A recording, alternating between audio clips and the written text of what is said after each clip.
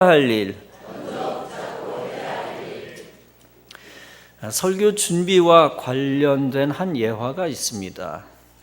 어떤 목사님이 토요일이 되었는데도 설교 영감을 얻지 못했습니다.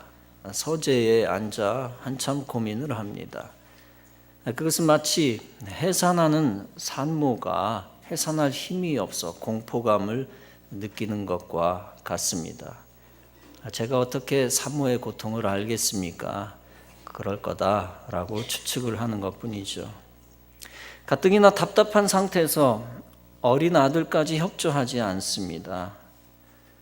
어린 아들이 목사님 곁에 와서 자꾸 말을 겁니다. 귀여워하는 아들이라 야단칠 수도 없고 고민합니다. 그러다가 아들을 떼어놓기 위해 어떤 잡지책에 있는 지도를 잘게 가위로 총총 오려냅니다. 그것을 아들에게 주면서 네가 이 퍼즐을 맞춰오면 상금을 주겠다. 그러고는 아들을 내보냅니다.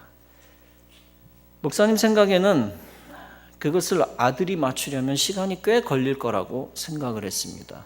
그런데 몇 분이 지나지 않아 아들은 활짝 웃으면서 목사님에게 다시 들어옵니다. 지도를 내밉니다. 퍼즐을 아주 정확하게 맞추어 가지고 왔습니다. 깜짝 놀란 목사님이 아들에게 퍼즐을 어떻게 그렇게 빨리 맞추었니? 라고 묻습니다. 그랬더니 아들이 대답합니다. 아빠, 지도 뒤에는 사람이 그려져 있었어요. 그래서 사람을 얼굴부터 몸까지 다 맞춰놓고 뒤집으니 완성된 지도가 나왔어요. 이 말을 듣자 목사님의 머릿속에 전광석화 같은 영감이 떠올랐습니다. 그렇다, 사람을 올바르게 만들면 세계는 저절로 완성된다. 세계는 저절로 맞춰진다는 것을 설교하면 되겠구나. 그리고 아들 때문에 오히려 시간을 벌고 은혜스러운 설교를 했다는 예화입니다. 이 이야기는 따뜻하면서 은혜로운 예화라고 생각됩니다. 그런데 이 이야기가 주는 중요한 교훈 중 하나가 있다고 여겨집니다. 그것은 삶의 우선순위에 관한 교훈입니다. 가장 중요한 것이 있고 그 다음 중요한 것이 있다는 것입니다. 그때 가장 중요한 것을 알면 그것을 가장 귀하게 여겨야 한다는 것입니다. 그리고 그것을 가장 먼저 해야 한다는 것입니다. 그러면 그보다 덜 중요한 것도 자연스럽게 해결된다는 것입니다. 어떤 작가의 집에 불이 났습니다. 그 작가는 유명했기 때문에 상당히 돈을 많이 번 부자가 되었습니다. 불이 난 순간 그는 무엇을 가지고 뛰어나갈까 순간 생각했다고 합니다. 그 순간 세 가지가 떠올랐습니다. 2층에서 자고 있는 자기 아들과 작가가 야심 갖고 써내려 갔던 원고 뭉치와 장롱 속에 두었던 돈이었습니다. 이 세 가지 어느 것 하나 중요하지 않은 것이 없었습니다. 그는 2층에서 자기 어린 아들을 구하러 뛰어들어갔습니다. 그 순간 그는 원고보다도 돈보다도 자기 아들이 가장 귀하다고 하는 사실을 깨달았다고 합니다. 그에게 있어서 어린 아들이 우선순위인 것입니다. 우선순위를 정해놨다면 그것을 가장 귀하게 여기고 그것을 위해 가장 먼저 행동해야 합니다. 그 순서가 뒤바뀌면 인생에 큰 비극이 생기는 것입니다. 그런데 돈 챙기고 아들 죽이는 것과 같은 어리석은 인생이 의외로 많다는 것입니다. 수많은 사람들이 우선순위를 잘못 매겨 성공하지 못하고 영혼이 버림받습니다. 예수님은 마지막 때의 환난에 관해 말씀합니다. 유대인들은 산으로 도망갈지어다. 지붕 위에 있는 자는 집 안에 있는 물건을 가질러 내려가지 말며 밭에 있는 자는 겉옷을 가질러 뒤로 돌이키지 말지어다. 물건이나 의복이 생명보다 귀중하지 않다는 것입니다. 이 우선순위를 잘못 매겨 물건 챙기다가 사망한 예는 허다하게 많습니다.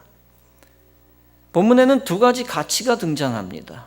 첫째는 이방인이 구하는 것입니다. 둘째는 하나님 나라와 하나님의 의입니다. 많은 신자들이 이방인들이 구하는 것, 그들이 구하는 것들 때문에 이방인처럼 염려한다는 것입니다.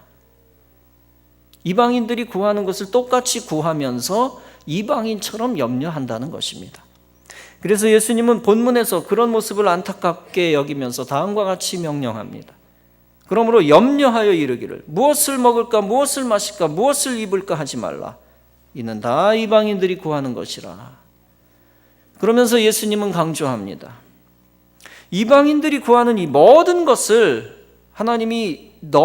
하나님께서도 너희가 필요한 줄 알고 계시느니라.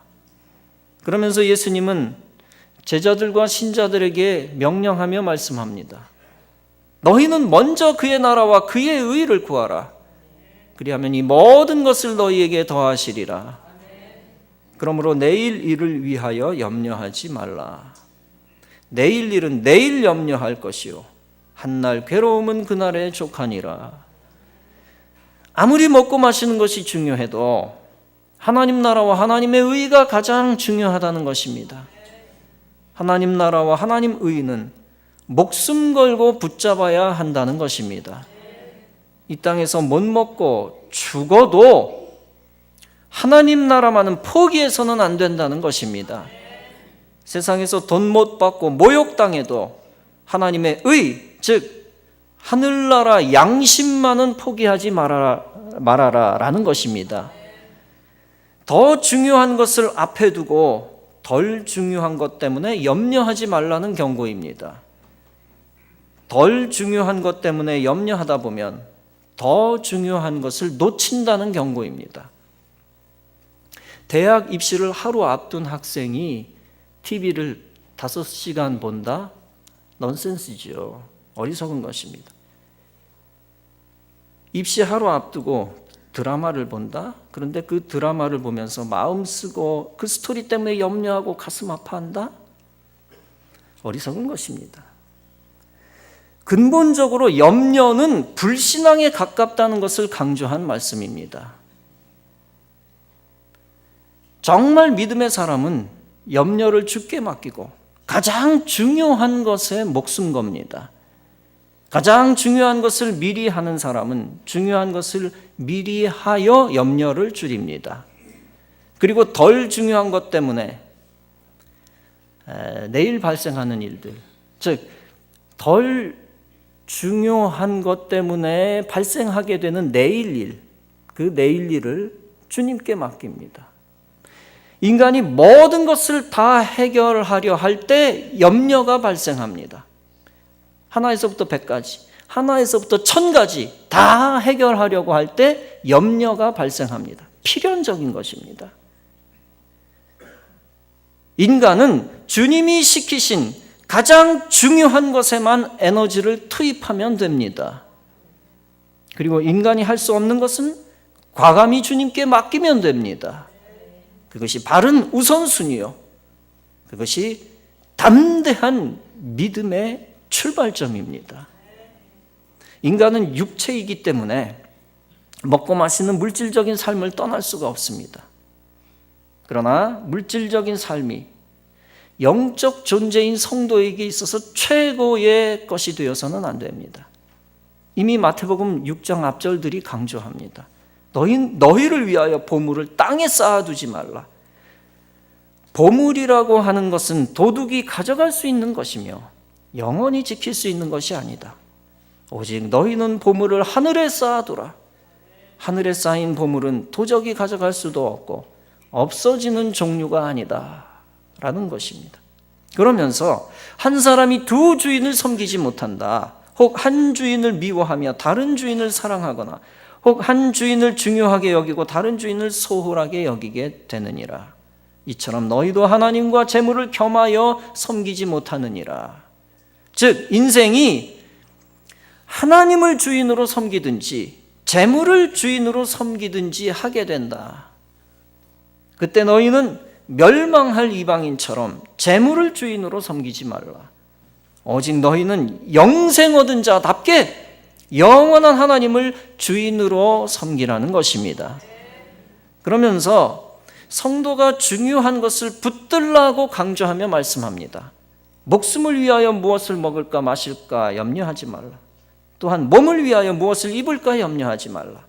목숨이 음식보다 더 중요하지 않느냐? 몸이 의복보다 중요하지 않느냐? 그 중요한 너희의 목숨과 몸을 하나님이 책임지신다. 공중의 새들을 보라. 새들은 씨를 심지도 않고 열매를 거두지도 않는다. 그 열매를 창고에 모아 들이는 법도 모른다. 그러나 너희 하나님께서 직접 새를 기르시는 것을 보지 않느냐? 하물며 이 새들보다 너희 인생들이 훨씬 더 귀하지 않느냐? 그 귀한 너희의 목숨과 몸을 하나님께서 책임지시느니라. 여기서 우리는 하나님을 믿는 신앙의 중요한 성격을 알게 됩니다. 즉, 바른 신앙이란 우선순위를 바로 알고 그 순서를 잘 지키는 것이라는 것입니다. 이 순서를 뒤집는 것이 불경건이며 불신앙이라는 것입니다. 1순위에 물질을 올려놓고 2순위에 하나님 나라를 올려놓는 것이 불신앙이라는 것입니다. 물질과 재물을 하나님과 하나님 나라보다 더 사랑하면 불신앙이라는 것입니다. 하나님보다 더 사랑하는 것이 우상이지요. 세상 우상, 물질 우상, 사람 우상, 인본주의 우상입니다. 쉽게 말하면 우상 숭배라고 하는 것은 순서를 뒤집는 것입니다. 순서를 뒤집는 불신앙.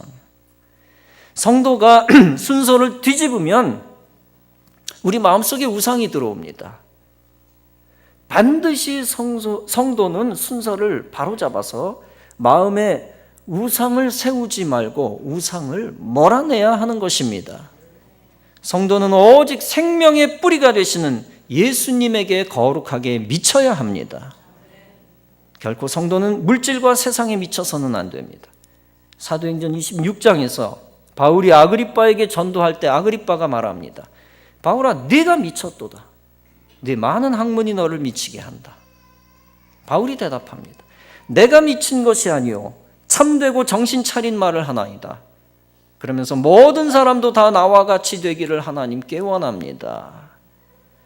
바울의 변론을 듣고 아그리빠는 바울을 이해하고 바울에게 죄가 없다고 선언합니다. 그런 바울을 하나님이 책임지셨고 세계 선교의 위대한 사명을 그에게 맡기셨습니다. 우리도 오직 예수에게만 미쳐야지 물질과 재물과 인간과 세상 나라에 미쳐서는 안 됩니다. 예수를 삶의 1순위로 놓은 사람은 회사나 학교보다 교회를 귀중하게 여깁니다. 세상 사람보다 성도를 가치 있게 여기고 생업보다 사명을 중요하게 여깁니다. 하나님은 그런 사람에게 필요한 물질도 공급해 주시고 필요한 사람도 붙여 주시는 것입니다. 그리고 세상에서 살 힘도 주시고 세상을 이길 수 있게 해주시는 것입니다. 많은 신자들이 착각합니다. 인간의 일을 다 맞춰 놓으면 하나님 나라 일을 잘할 수 있을 것이라고 착각합니다. 하나님, 내가 돈 많이 벌어놓고 난 다음에 신앙생활 열심히 할 수 있어요. 직장 얻은 다음에 예배드리고 빚 다 갚은 다음에 기도 생활할게요. 하나님, 내가 결혼하고 아이만 낳으면 그때 교회를 위해 충성할 수 있어요. 하나님, 내가 진급만 하면 힘이 생겨서 그때 헌금도 하고 11조도 할 수 있어요. 하나님, 내 삶은 복잡하고 골치 아픕니다. 내 삶을 정리한 다음에 내 습관들을 다스리고 난 다음에 주님께 나아갈 수 있어요. 인간 문제를 해결한 다음에 선교할 테니 조금만 기다려주세요. 그러나 사랑하는 성도 여러분, 주님이 언제 인생더러 일 다 끝내고 신앙생활 잘하라 하셨나요? 주님이 언제 내가 고등학교 졸업한 다음에 주님을 위해 충성하라고 하셨나요? 그리고 주님이 언제 내 마음을 추스린 다음에 사명 감당하라 하셨나요? 몸과 컨디션 좋아지면 그때 주를 위해 살아도 된다라고 하셨나요? 주님이 원하시는 것은 현재적 결단입니다. 주님은 다음과 같이 말씀하시지 않았습니다. 네가 내 삶을 정리하면 그때 내가 너를 돕기 시작할 것이다. 그러니 네가 삶을 바르게 정리한 다음에 교회에 나오도록 해라. 이처럼 결코 세상 일 다 끝낸 다음에 교회에 오라고 말씀하시지 않습니다. 이것은 마치 내가 병에서 회복된 다음에 의사에게 가겠습니다 라는 것과 같습니다. 기분이 좀 좋아진 다음에 약을 먹겠습니다 라는 것과 같습니다. 나에게 죄가 다 없어진 다음에 예배드리러 가겠습니다 라는 것과 같습니다. 나에게 안 좋은 습관이나 미워하는 마음이 없어지면 하나님 만나겠습니다 라는 것과 같습니다. 그것을 다른 말로 번역하면 평생 교회 안 다니겠습니다, 하나님 안 만나겠습니다 라는 것과 같습니다. 삶이 골치 아프고 정리가 안 됐어도 주님 뵈러 교회 나가야 하는 것입니다.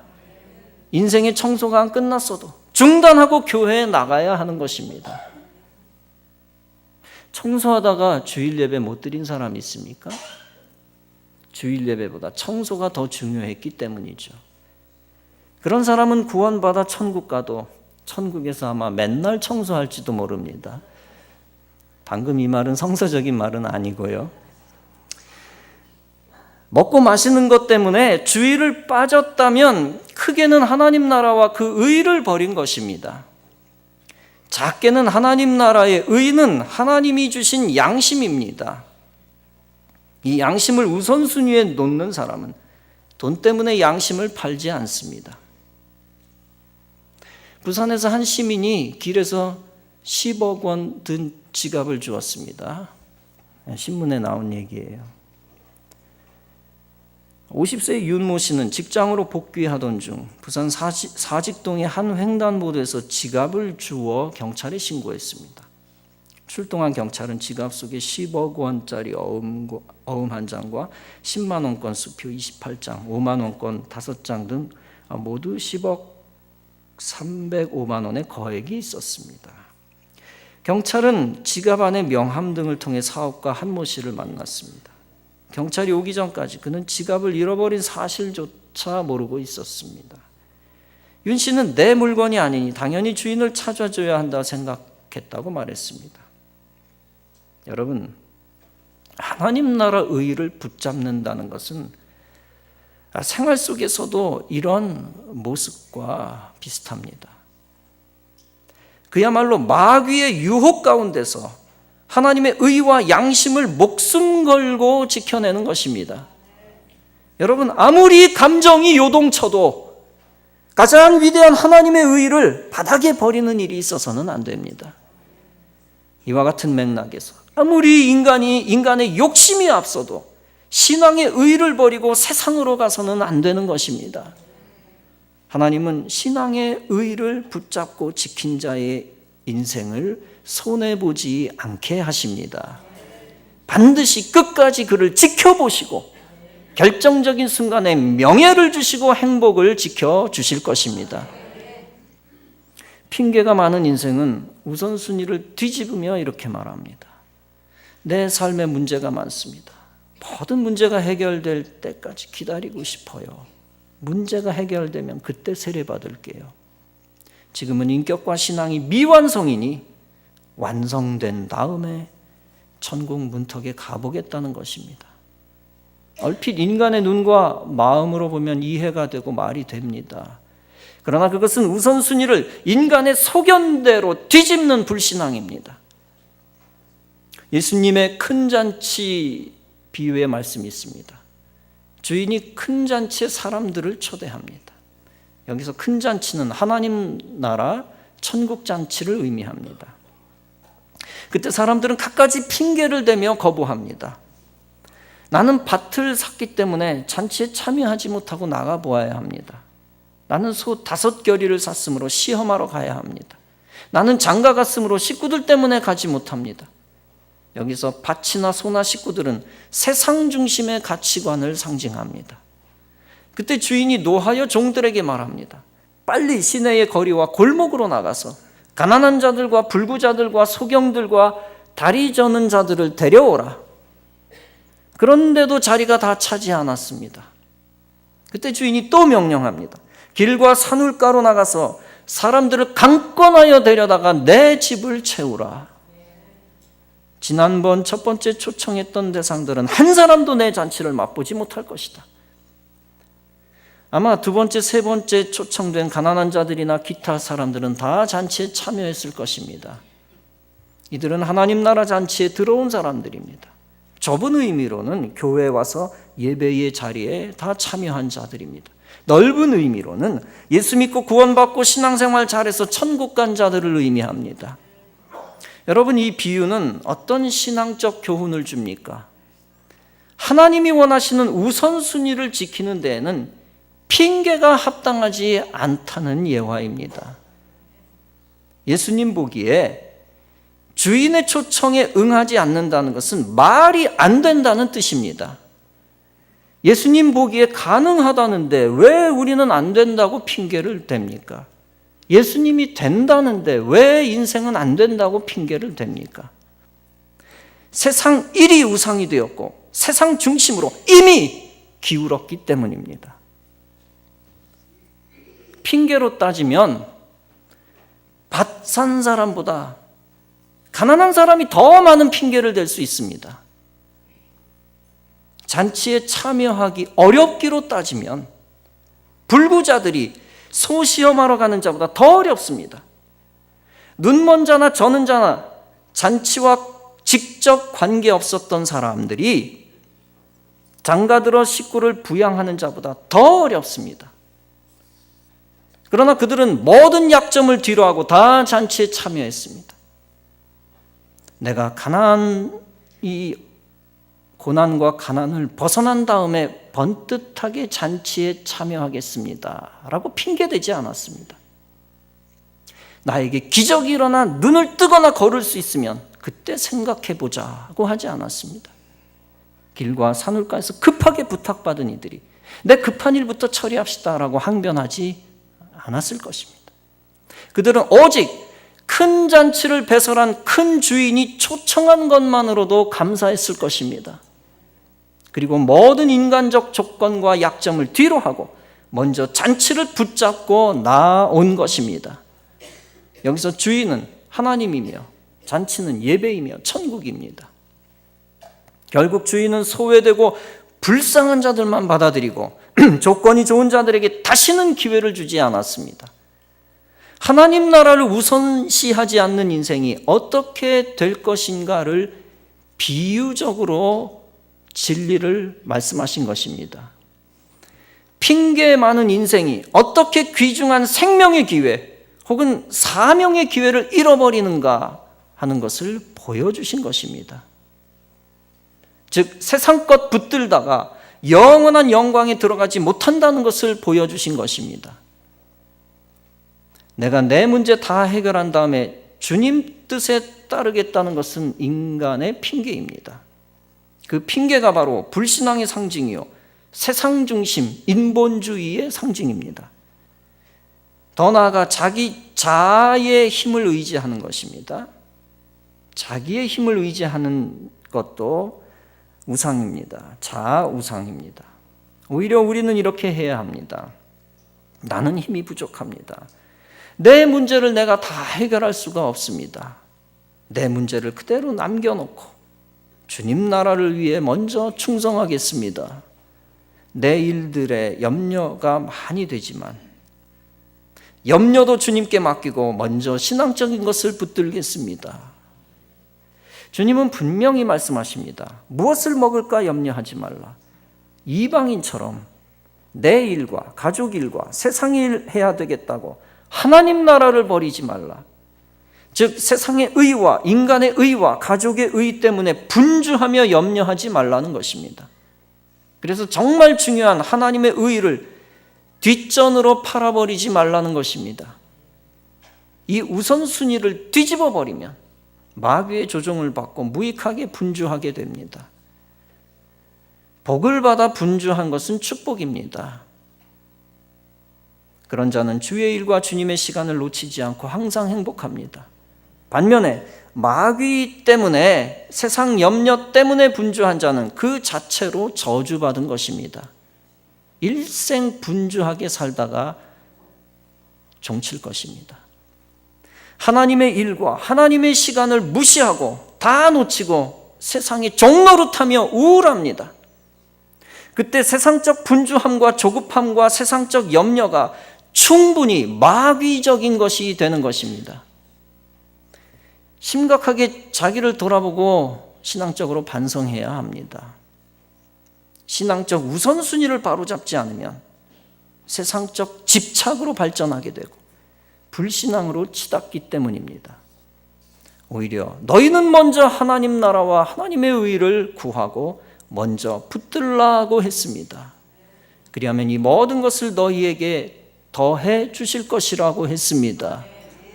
즉 우선순위를 뒤집으라는 마귀에게 속지 말고 신앙적 우선순위만 바로 붙잡으라는 것입니다. 그러면 모든 문제를 하나님이 해결하시고 필요한 것을 충족시켜 주시겠다는 것입니다. 이처럼 주님이 원하시는 것은 문제를 인간이 스스로 다 해결하려 하지 말라는 것입니다. 문제를 해결해 주시는 그리스도를 먼저 붙잡고서 그리스도의 도움을 받으라는 것입니다. 지금 여러분의 인생이 미완성인 것처럼 보여 초조합니까? 그래도 조급해하지 말라는 것입니다. 나이를 많이 먹고 해놓은 거 없어 보여도 세상 바라보며 답답해하지 말라는 것입니다. 세상적으로 더 완전해지려고 세상에 종노릇하지 말라는 것입니다. 세상적 염려와 근심만 더하고 믿음만 점점 떨어질 뿐입니다. 그리고 인간이 해결 못하는 세상적 사태만 바라보며 자괴감만 더 늘 뿐입니다. 언제까지 그렇게 살려 하십니까?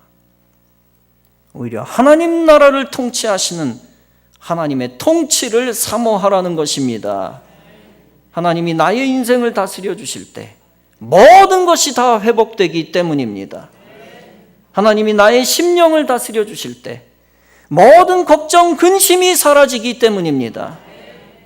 그리고 완전하신 하나님이 다스려 주실 때 완전한 하나님의 의가 완성되기 때문입니다. 여러분, 세상 일을 지금 하다가 못 마쳤어도 시간이 되면 교회로 향해야 합니다. 그것이 먼저 그의 나라와 그의 의를 구하는 것입니다. 하나님의 것을 먼저 붙들면 세상의 일도 결국에는 다 잡게 만들어 주십니다. 마지막에는 세상에서도 성공하고 승리하게 만들어 주십니다. 의의 승리를 먼저 주시고 그 다음 인간의 승리까지 보장해 주시는 것입니다. 그래서 본문은 말씀합니다. 오늘 있다가 내일 아궁이에 던지우는 들풀도 하나님이 이렇게 입히신다. 하물며 너희의 일을 다스리시고 만져주시지 않겠느냐. 믿음이 적은 자들아 라고 말씀을 하십니다. 여러분, 무슨 뜻입니까? 우선순위를 알고 그 질서대로 생각하고 움직이는 것이 믿음이라는 것입니다. 믿음의 척도입니다. 사랑하는 성도 여러분, 너무나 많은 시간 덜 중요한 세상적인 것 때문에 전전긍긍하고 염려하면서 믿음 있는 척 믿음을 내세우지 않았습니까? 오직 모든 근심 걱정 버리고 가장 중요한 것만 붙드시기 바랍니다. 하나님께 영광 돌리는 일에만 주력하시기 바랍니다. 주님이 좋아하신 것들을 최우선시하고 그것을 위해 최선을 다하시기 바랍니다. 그것이 천국 복음이며 사명이며 하나님 인정하신 참된 믿음인 것입니다.